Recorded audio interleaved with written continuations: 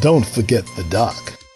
Several network participants recently called into Dr. Rick Wright's Old School Sundays radio show. Check this out. Well, I tell you what, let's do right now. Let's go check out my main man, John Kellogg, all the way from Boston, Massachusetts.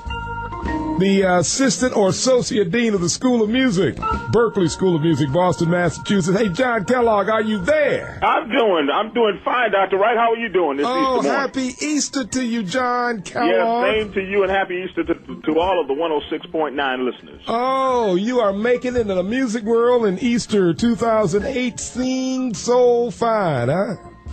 That's right.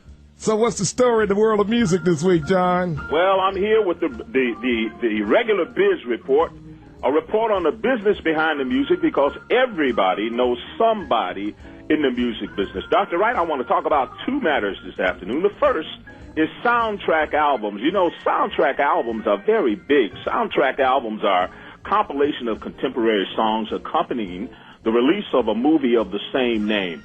And there's a little bit of music business history that I need to talk about in this respect.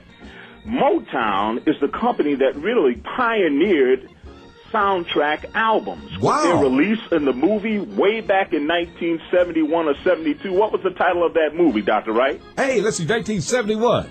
1971, 72, Berry Gordy's first big movie starring his biggest star. Oh, Diana Ross, The Lady Wiz. Sings the Blues. Lady Sings the Blues. That's right. That's Lady right. That was Sings the Blues. That was Richard the Pryor. first big-selling soundtrack album, and it's very important to understand that Berry Gordy was the one that really started that trend, and there were a number of black lawyers that worked for him that really crafted the agreements that started this whole business of soundtrack albums. Now, Yes. the thing that made me think about that was the release of Tyler Perry's Meet the Browns soundtrack by Atlantic Records this week. And Tyler Perry's been very instrumental in using music to promote his movies, and he's done an excellent job doing this. This new album, Meet the Browns, includes music by Music Soul Child, Jill Scott, and my client Gerald Levert. I found that Tyler likes to use Gerald's music. He used one on Why Did I Get Married on the last soundtrack, and Okay. one on Meet the Browns, and I hope that he continues to do that. So I you're hope that paid, huh? everybody will go out and check out that album as well as the movie. Well, John Kellogg, you're getting paid, man. Well, let me tell you something else about getting paid. All right, let's talk about it. Jay-Z is searching for a new label deal, and the former Def Jam president is looking for a label home for his new imprint called Carter Music Group. But the word on the street is that he's trying to ask for $100 million. Hold it, back up. What's that? Did you say $100 million? $100 million. I got two broadcast and mass communications majors in the studios of Power 106.9 right now, Miss Evans and Justin. I want to make sure they heard that correctly, along with all of our thousands of radio listeners out there. $100 million, Dr. Wright. Now, everyone in the business is saying that's a little far-fetched in today's economy, the way the music business is going. I mean, back in the 90s, I think Jay-Z remembers L.A. and Babyface getting paid $125 million for their interest in LaFace Records. That's what Arista paid for an interest in that record company. But once again, that was in the middle of the 90s. And at that time, TLC was selling 10 million copies.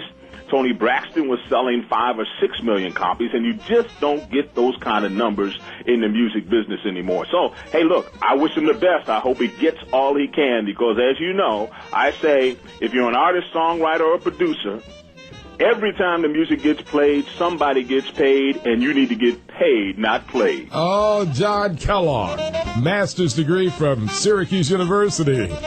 And that famous law degree is from where? Case Western Reserve. Case Western Reserve, Cleveland, Ohio. And, John, you are the running a big-time Berklee Music School in Boston, Massachusetts. We love you so much, John Kellogg, Esquire. Hey, John. Yeah. The new decade back in the 1970s here in Syracuse, New York, man. Right, that's right. And Cameo, word up, huh? Word up. And I want to wish everybody, particularly my former New Decade members, happy Easter in Syracuse.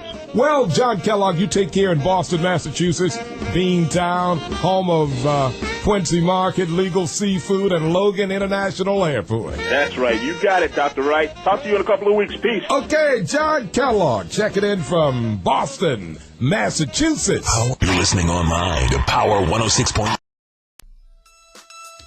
The network reminds you that you too may call in to Dr. Rick Wright on Sundays between 1 p.m. and 7 p.m. Eastern Standard Time. Check in with the doc at area code 315-428-1069. Don't forget the doc.